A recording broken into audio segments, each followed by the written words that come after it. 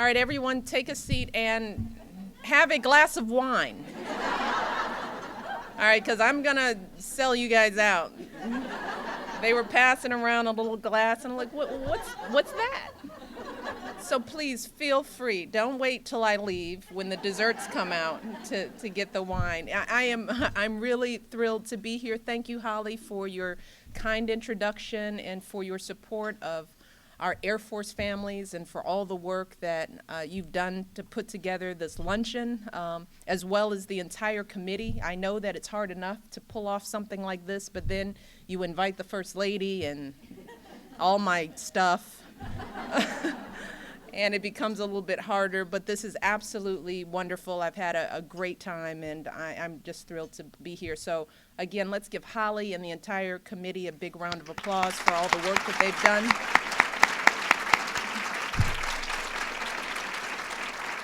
And I'm going to be especially nice to Holly because her husband commands the Air Force District of Washington. So he not only keeps the skies of Washington safe, but he's responsible for when my husband comes back on 4th on Air Force One. So Holly, you and me, we got to get together and get this thing worked out. But it's really an honor to be here with all of you. I also want to thank Elizabeth Biddle for the invocation, as well as the beautiful rendition of the national anthem. I want to thank all of you at JFILE, the committee, for this, just wonderful invitation and for bringing us all together. As we saw earlier doing the medley, which you all got really fired up about, and I like that. We see that Army, Navy, Air Force, Marines, Coast Guard, active, Guard, and Reserve, we all are one force and we're all one family, and you always feel it when you're in a room full of wonderful spouses.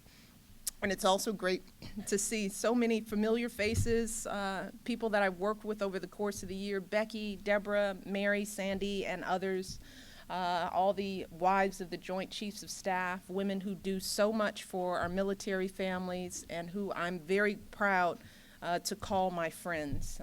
In fact, we just had a few of you guys over for dinner last week. We had the Joint Chiefs, the combatant commanders, and their spouses over for dinner a few weeks ago at the White House, and it was a wonderful evening, very inspiring because we shared the evening with several wounded warriors.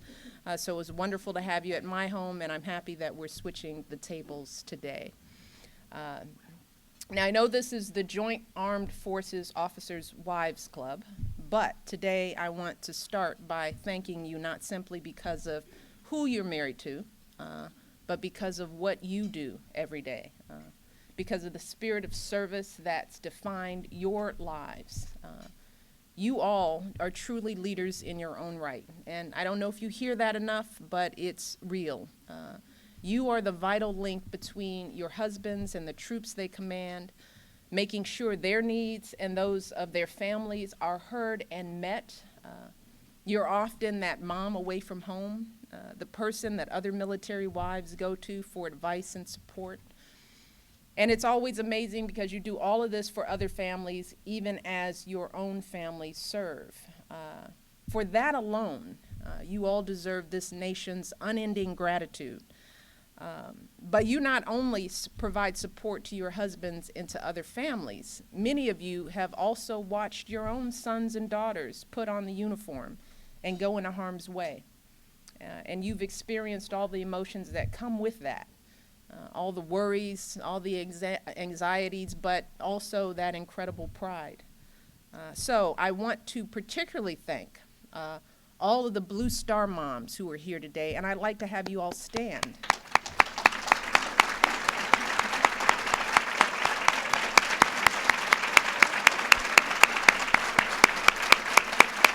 Thank you.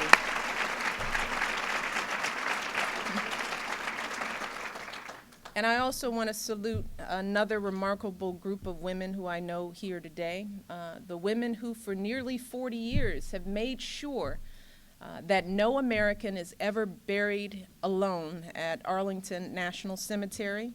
Please join me in thanking the Arlington ladies. Please stand, ladies.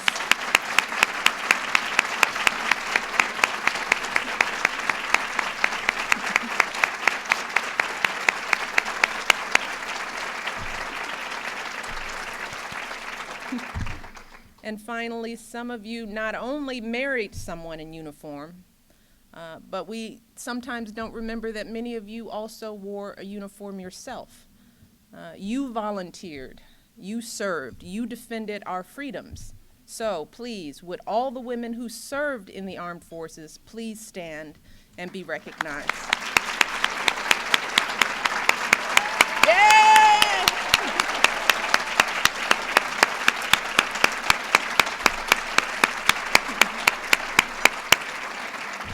To all of you, thank you. Thank you for your service to this country. So the president and I, as you've heard, and our daughters, we've been in the White House for a year now. It's been a year. As a mom, I often say my priority this year has really been the girls, making sure that they make this transition smoothly, as smoothly as possible. I mean, you think about it, these little girls, they've had to get adjusted to a new city, a new house. It's a nice house, but it's still a new house. To a new school and new friends. And so when people ask me what I'm most proud of this year, I usually give them two responses. I usually say, first, as a mother, I am most proud that our two girls have made that adjustment and they built a new life here and are happy and healthy and, as I say, as normal as they could possibly be under these circumstances. I joke that I still recognize them. So that's a good thing. Then the other response is as First Lady. And I tell people that at the top of the list of priorities that I've had over this year, it's been the time that I've spent highlighting the service of our incredible military families. And that's what I want to talk about today with you. I want to talk about what you do for America and also what America needs to do for all of you. From day one, this has been a mission of mine, along with the Vice President's wife, Dr. Jill Biden, my dear, dear friend, and a Blue Star mom herself, who has been a tireless advocate in support of our extraordinary National Guard and Reserve members and their families. Jill and I have been working hard on this. One of the first things that we wanted to do was to first listen and learn. So with many of you, we had a series of roundtable discussions. Thank you all with our military spouses. We met with Deborah and Sandy and other wives of the Joint Chiefs to get their advice and guidance on how to develop our initiatives, and that was incredibly helpful. We also met with the senior enlisted advisors' wives to discuss what's working in the ranks and what also can be improved. These conversations gave Jill and I just really critical guidance and insight for what would be our subsequent visits to bases and military communities around the country. And as I think back on all the incredible experiences of this past year, and we have had many. I've met the Queen, the Pope. We've done a lot.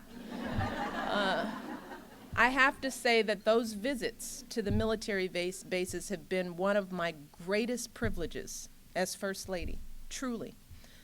Through these interactions that we've had, I've gained an even greater level of respect and gratitude for our troops and their amazing families. It is a sight to see.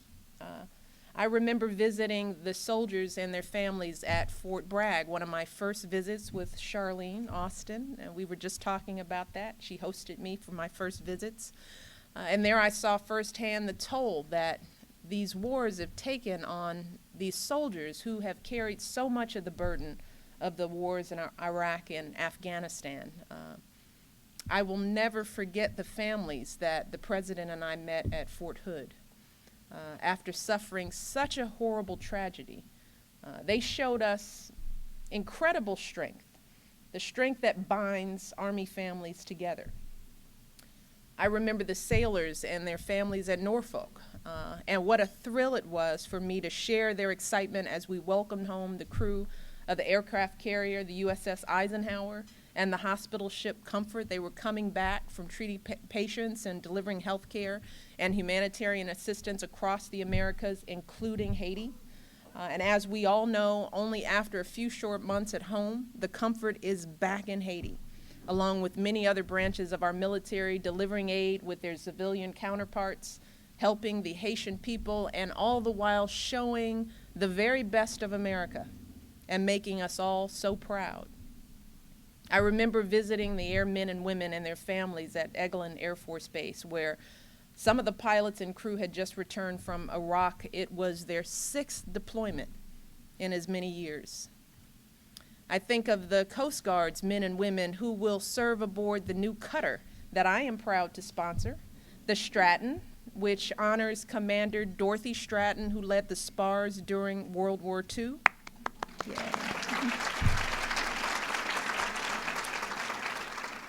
And I can never forget our Marines, who are a part of our daily lives at the White House in a very special way. And we see them display the same professionalism in our home every single day that defines their service around the world. They are a joy to have in our lives. And then we can never forget our wounded warriors, the inspirational men and women that the President and I have welcomed to the White House, and those we have met all around the country. Unfortunately, for too many of them, the battle continues even after they come home. They are the servicemen that I met at a VA hospital in the Bronx, working so hard to get back on their feet, and in some cases to get back to their units. That's all they cared about. They're the patriots like the young Navy SEAL who joined us at the Joint Chiefs dinner last week at the White House. This young man attended the dinner with his little sister. I got to sit next to them. She was a nurse who moved to Washington to care for her brother, left her career behind. And he explained to me how he stepped on an IED in Afghanistan and lost both of his legs. Then just 4 months later, he finished a half marathon. The courage, yes.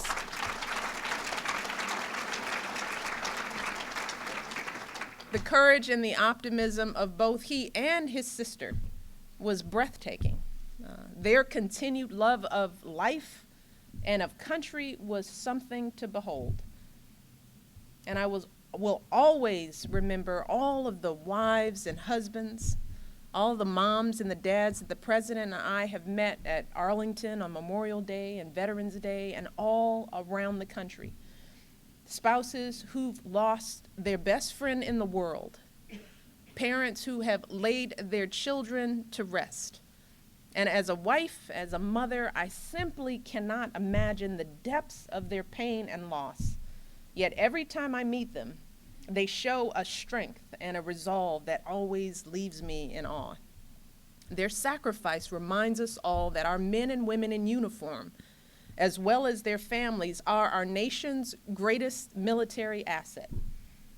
So at every one of these visits that I've had, collecting these memories, my goal has been simple. First, to listen.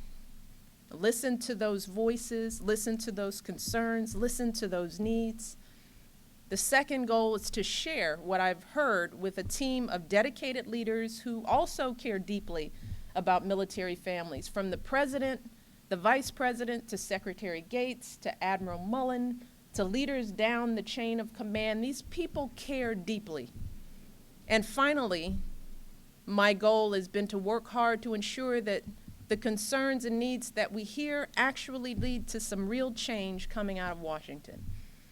Because the quality of the lives of our military and their families means a great deal, because in the history of our all-volunteer force, we have never asked so much of so few. We've seen the huge burden of 8 years of war on our troops, tour after tour, year after year, missing out on moments that every parent treasures.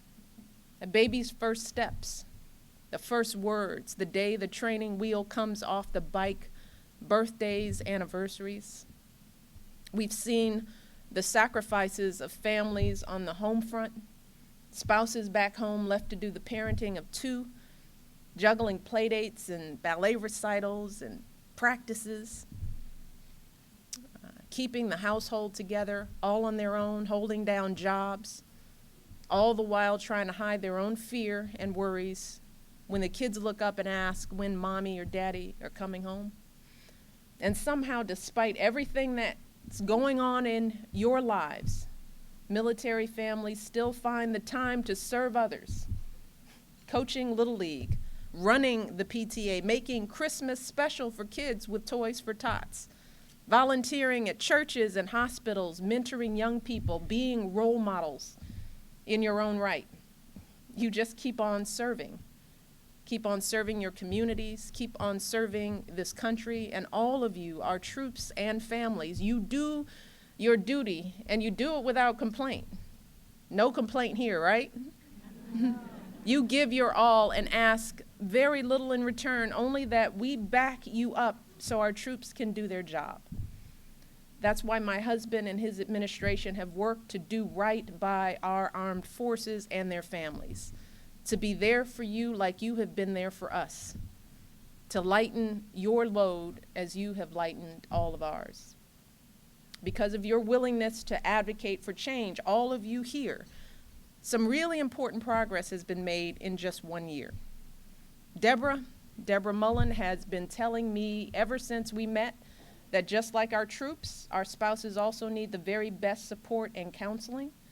Many of you shared the need to reduce the stress of long deployments and to give our troops more time home between deployments. So this is what happened. My husband heard you and moved to increase the size of the military. That's why his first budget included pay raises and funding for better military housing and more money for child care, in addition to more funds for career development, counseling, and support for spouses. Last year's budget also included money to improve care and treatment for our wounded warriors, especially those with post-traumatic stress and traumatic brain injury. And the budget increased made major increases in funding for veterans' health care, including women veterans, plus the largest increase in the VA budget in more than 30 years. And something that I'm especially proud of that we just talked about at the table, the President worked with the Congress to extend the Family and Medical Leave Act to all our military families and to caregivers of our wounded warriors, because just like other Americans, our military spouses need to care for their loved ones without fear of losing their jobs. This commitment to our forces and their families continues today. And I'm happy to announce that the President's 2011 budget that he'll introduce next week will further increase funding for military family support programs by more than 3% to a record $8.8 billion. And this increase is going to include funds for counseling and support for spouses and families, including our Guard and Reserve families, to the tune of $1.9 billion. It includes $1.3 billion to reduce shortages in military child care and to keep our military child care among the best this country has to offer. That's something that I got to see. Because we can't forget that military kids also serve in their own special way. We can't forget these kids. They're just like any other child in this country, except for the fact that their lives are turned upside down every time their mom or dad has to go halfway around the country, risking their lives so that all our children can enjoy the freedoms of this democracy. It is so incredibly hard for these kids. As a result, they often experience more anxiety. They can have a harder time focusing at school. They can have a higher risk of depression. So we can never forget just how much these wars affect our military kids. And we all have an obligation to ensure that these kids have the support they need at home and at school. So I'm proud to announce that this year's budget will include more money for youth programs for military kids. And then at the direction of Secretary Gates, the budget will also include funds to improve and build new DoD schools from Georgia to Germany. And this is all part of a major effort.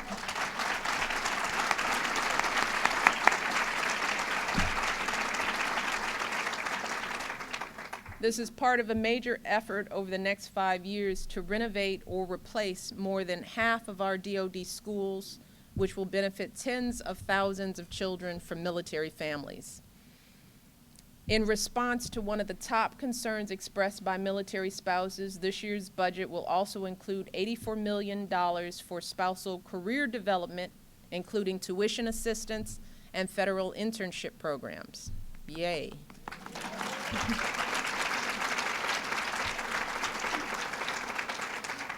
And I want to thank all the Coast Guard spouses who spoke to me about housing challenges. Yes. As a result, the President's budget will include $14 million in new funding for quality Coast Guard housing, and I know that's a big one.